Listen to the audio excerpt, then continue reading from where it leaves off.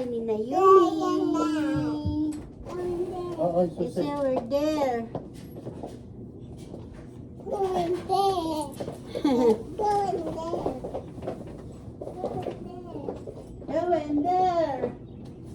Ito po ako ng tukwa.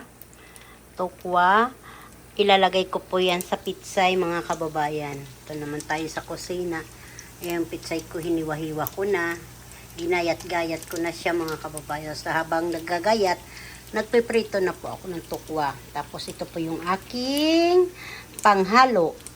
Yan, sibuyas, kamatis, at saka, wait lang po mga kababayan. At saka, ano ba ito? Hipon na malalaki, hiniwa-hiwa ko na po. Tsaka bawang, yan po yung bawang.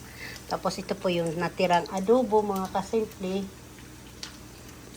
Ininit ko na siya para may gulay, may gulay. Ay, may gulay, may adobo, may ulam na. Kaya mga kababayan, ito. Piniprito ko na po yung tukwa. Pero hindi ko lalahatin yata mga kababayan kasi baka gusto magtukwa.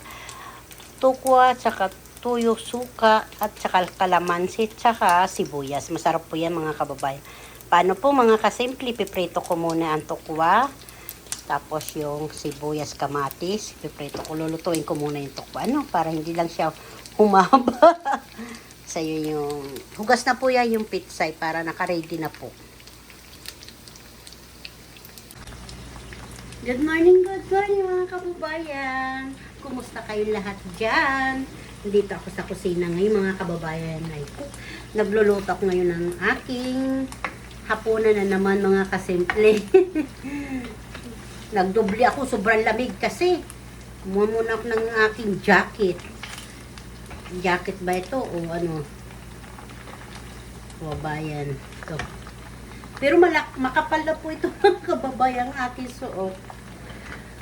Nagdobli lang ako ng t-shirt ng ano ganito. Kayo po mga kababayan, ano po ang ulam nyo? Aba, nagloto-loto na tayo. Good morning sa inyong lahat dyan, mga kababayan. Ito na naman si Ate B. Magluluto-loto. Hindi pa tostado ang aking tukwa. Oh. Ang aking tukwa. Sobrang lamig po.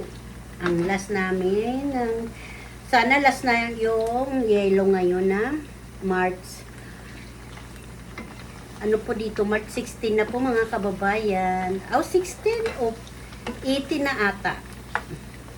Hindi ko pa alam kung 18 na o 16 o 15. Siya. Basta March 2026 dito mga kababayan.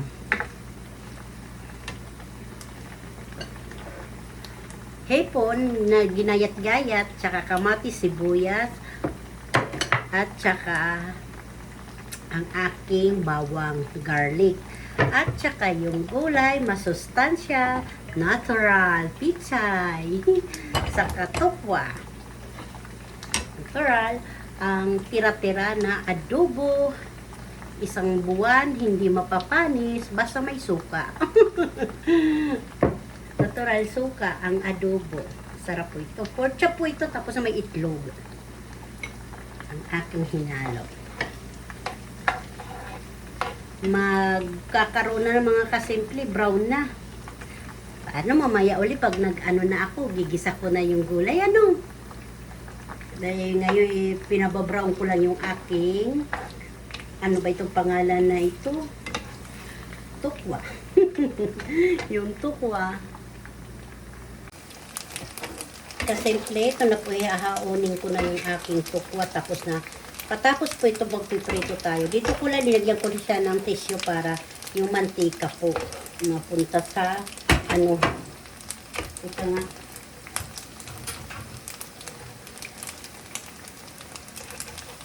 Hindi po mapasok sa ano, sandok. Aray ko po, init. Kita niyo mga kababayan, ayan.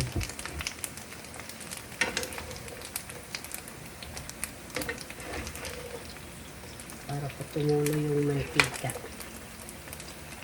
Tapos, mag-ano na tayo, magigisa na ng sibuyas, bawang.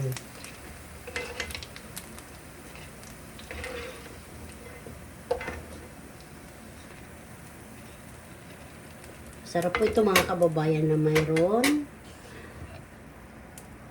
sausawan. Kunti lang ilalagay ko yung mga ano. Unahin ko muna mga kababayan yung siguro unahin ko pala muna mga kababayan. Bawang. Masarap yung bawang na marami.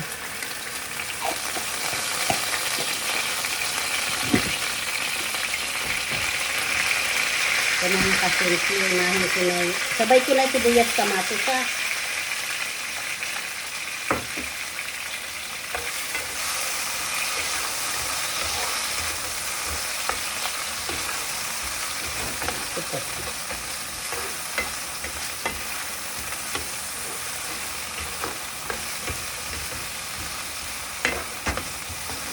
Halo-halo ilang muna natin para magkaroon ng brown yung mga sangkap na sibuyas, kamatis, bawang.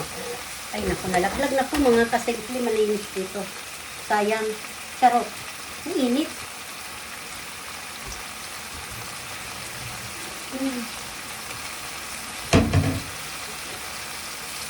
Okay po.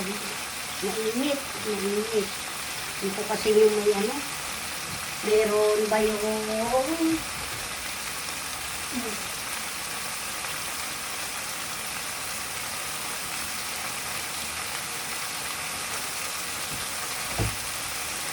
mga kasimple hipon ang hihalo natin natin.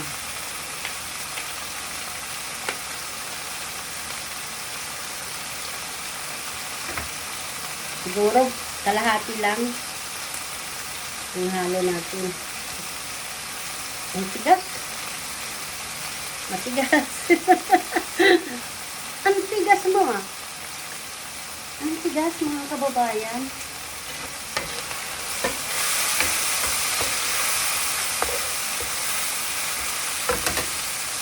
Matigas.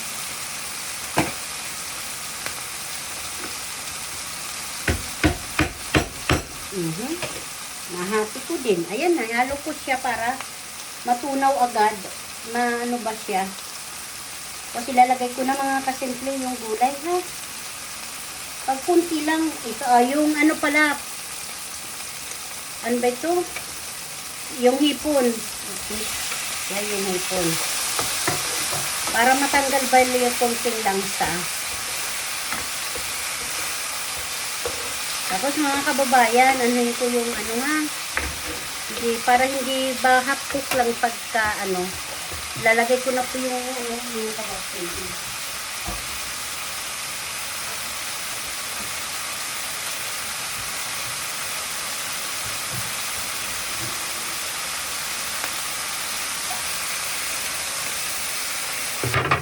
Yung gulay ha, tinanong ko lang para magkaroon ba ng tubig.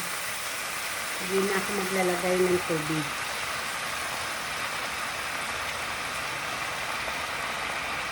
Gandahan lang para hindi na ano.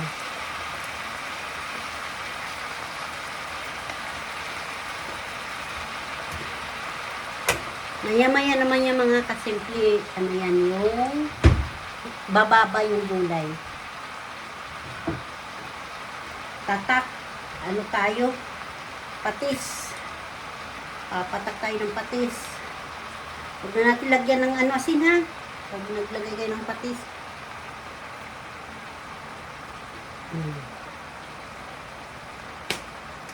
Minor, kung may patis na, ay tiwaw. Bitsin. Pamintang parang, ano, parang buhangin charot.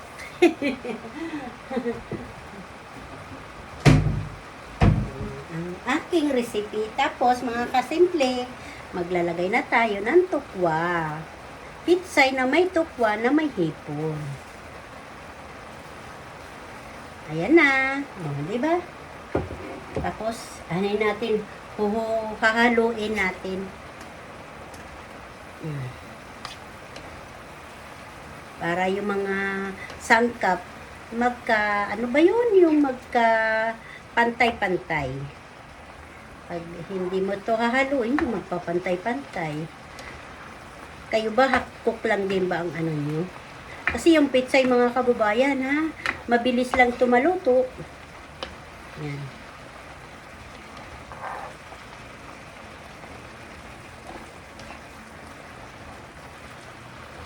Tapos,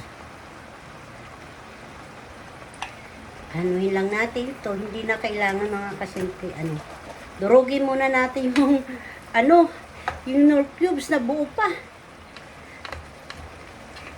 Di bale, hindi madurog yung kamatis, nakakain naman yun. Sarap to mga kababayan. Tapos mainit-init yung kanin. Yummy.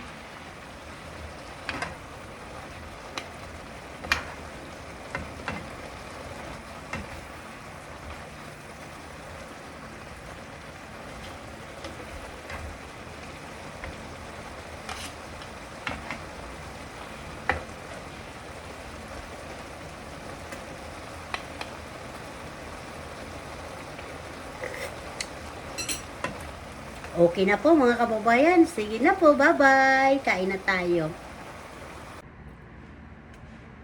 Hinaon ko na mga kasimple ang aking gulay. Linagay ko na sa mangkok.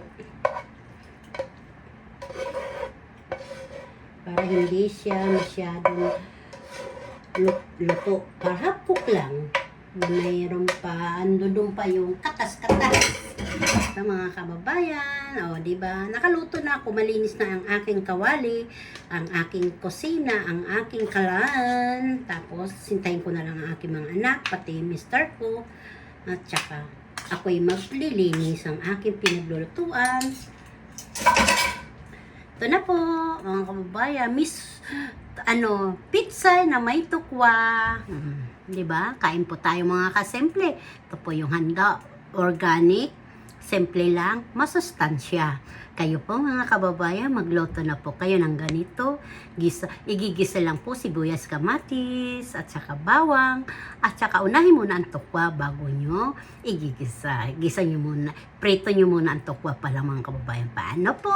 Ito na po ang aking menu na recipe, simple, nakakabusog. Paano po mga kababayan? Ay siya, mahaba na po ang aking video nito. Paggigisa ng pitsay at saka tukwa. Mainit eh. Tukwa. Ayaw sa gulay, sauso na ito sa tuyo na mayroon sili at saka may kamatis na may sibuya. Sarap. Yan na, nandito na po yung aking pagkain. Milo, sinangag na kanin, at saka pitsay, tukwa, ginisa lang yan, at saka yung tira-tirang pansit. Pag almusal yan, mga tira-tira. Yan na, tira-tira din yan, mga kababayan. Pero mas masarap yung mga tira-tira, diba? Tukwa, at saka adobong salay-salay. Mayroon po dito yung, ano ba yun? Yung malaking mata, kalahati na lang po yan mga kababayan. Kain na tayo mga kababayan, alas 8 na ng gabi, wala pa yung mga anak ko, pati mister ko, mamaya pa yun, uuwi alas 10. Mamaya pa po alas 10 uuwi dito sa bahay ng gabi. Kaya naka-ready na po yan dito, iinit na lang yan nila mga kababayan. Yan hindi ko na talaga binuksan yan para hindi nasayang ang takip. Ay paano? Ito iinit na lang nila, pag hindi mapupunta na naman yung peragaba sa basurahan. Mahirap naman kasi yun lang ang ulamin nila gabi na galing sa trabaho, yung pa rin. Almusal, yung pa rin. Gabi, yung pa rin. Ay siya. Ayan, nagisa naman ako ng pitsay kahit papaano. Mayroon sila. Ito, marami kasi kanin na tira, bahaw. Ay, nako. Mahilig naman yung anak kong panganay nitong sinangag na kanin yan. Ito aking Milo. Sige po mga kababayan, kain na po kayo dito sa amin. Kayo ba, ano ba mga putahe-putahe? Kahit maliit lang, iba-iba naman ang putahe. Di ba? Mas masarap pagpipilian. Kay tukwa, ginisa, tapos yung tukwa, ayan mga kababayan. Ang tukwa, pwede po yan isawsaw sa mayroon suka. Tapos na mayroon maraming sibuyas o pipino, basta marami po pagpipilian ng ating mga anak. O wala naman, okay lang yun mga kababayan. Importante may kanin. Para naman ako nagagalit. Charot. Ito yung kanin. Huwag niyo tatapon yung kanin pag bahaw, ha? Sangag, isangag. Sayang ang kanin. Ako nahihinayang. Alam niyo ba dito? Daming tinatang pagkain. Kasi mura lang kasi talaga dito mga kasimple. Ang mga pagkain, mga bibilhin mo. Piso, wala pang piso. Makakabili ka na ng mga pagkain dito. Dito mo lang makikita sa Amerika.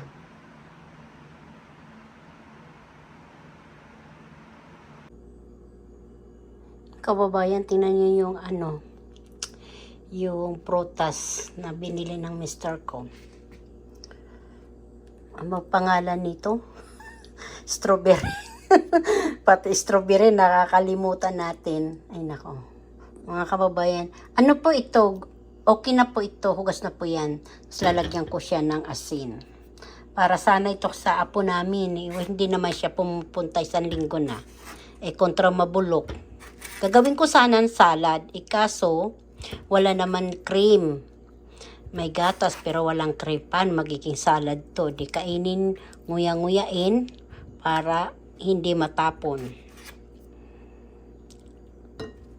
Tatabi ko na siya pero yung hindi na pwede, mapupunta na itong mga kasimple sa sa basurahan. Kinamay ko na. Kakainin ko din naman to. Pero parang gusto ko hiwa-hiwain dahil nga parang na, 1 linggo na rin to sa rep Sayang to, lambot na. Yung ano ba ito? Melon na green, melon na orange. Pero ito lang ako mga kababayan. Hugasan ko uli siya kung okay pa ba. Lalagyan ko siya ng asin. Ito lagayan kong asin dito sa Amerika. Pinaglagyan ng coffee meat, hinugasan ko, tinanggal ko lang yung pangalan. Dito ko binuhos yung asin. Iodized po yan. Paano mga kababayan, hindi na pwede yung melon. Tatapon na natin. Ito hugasan ko. Sayang pinya kasi, saka ito. Susubukan ko kung pwede pa. Hello! Dito kami sa bahay ni Naomi. O, diba mga kababayan? Ang ganda-ganda. O. Ay!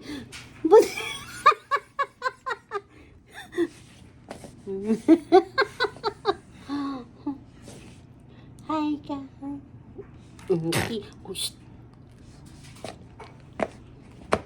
Wawa naman Hello. Baby, kiss mo sila, kiss.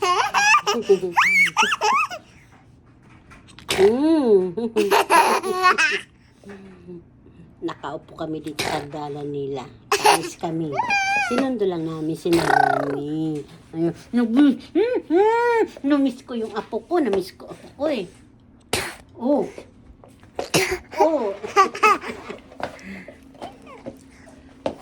No.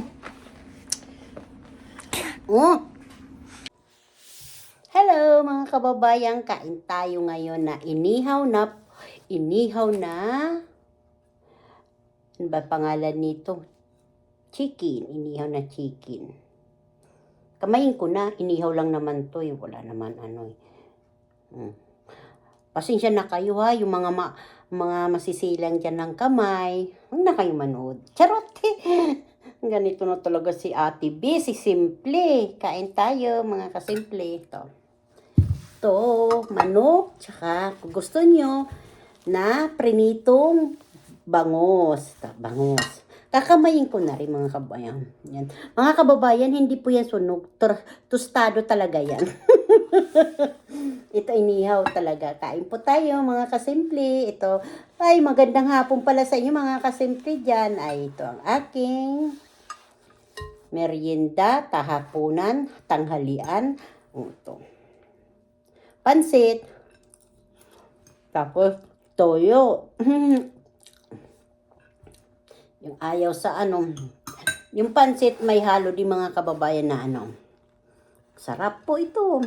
Inihaw to sa kawali ko lang inihaw. Yan diba? Ang sarap-sarap po. Ang bango-bango. Kain pa tayo mga kasimple. Si Ate B, pansit naman again. Kasi may natira pa mga kababayan. Kaya pansit. Sobra kasi dami na ano namin na linuto ng pansit. Kaya walang katapusan. Ito po lagi ko linalagyan talaga. Ito siya ng, ano ba pangalan nito? Tissue? O ano? Ewan ko ano ba ito pangalan nito. Kayo ba naglalagay? Para yung mantika po, di ba piniprito natin galing sa kawali, may mantika. Para po pag yung linagay nyo dyan sa pinggan, na ang mantika na tira dito sa, ano, sa isda o karne o sa manok, napupunta dito, nasisip-sip ba? Hindi na natin nakakain. Ay ko, nabot ko doon para ano. Kasi yan na siya. Ganun na siya mga kababayan. Hindi, di ba? Tuyo na, wala na mantika. Kung pag gusto niya naman ng mantika, huwag niya lalagyan. Masarap din po yan ilagay sa dahon kung may dahon. Tutulod din yun doon sa dahon. Saka mabango pa din pag may dahon. Kaso lang ito, napkin pala ito. Napkin o tissue, iwan ko. Bahala na kayo dyan kung anong pangalan yan. Napanood ko lang din yan mga kababayan sa isang vlogger. Kaya ginaya ko, totoo na talaga. Kain kayo dyan mga kababayan. Bahala na po ito kung ano idudugtong ko na naman. Ano? O sige po mga kababayan. Hindi ko to hahabain lang kasi pansit lang naman saka naggumawa ako nitong manok na pakpak, inihaw ko. Tapos, pagkatapos inihaw ang manok na pakpak, nagprito din ako ng bangus na dinaing. Kasi, ang ayaw sa manok, mapunta sa isda. Ako ayaw ko sa isda, ayaw ko din sa bangus. Masarap pag hindi ito pumaubos, may baon na. Ito, masarap kasi ito. Anuhin yung papakin, sarap. Ang luto ko pa man, parang lutong ano lang, pista. Ay, alam mo naman tayo. Ako, lucky talaga ako ng liti. Kaya, masarap po ang loto ko, mga kababayan. Yung mister ko naman, lucky din siya ng Pampanga, Bulacan. Kaya ang loto niya, masasarap din. Iba-iba naman ang Ricardo sa kanya. Iba-iba naman din sa akin. Sana mga kababayan, kakain na ako ha. Sige na po mga kababayan. Ay siya, bala na po ito kung ano mga kadugtong-dugtong na naman ang aking ibibidyo. Ito lang naman ang bibidyo dito sa Amerika. Kakain, lalayas. Kung dito sa amin malayo ang yung dagat, malayo ang ilog. Kaya lagi na lang palengke, grocery, playground, kain. Ay nako. Ito kaya ito na lang ang binibidyo ko. Kumbayan, bye-bye. Hanap ako ng mga idudugtong dito, ha?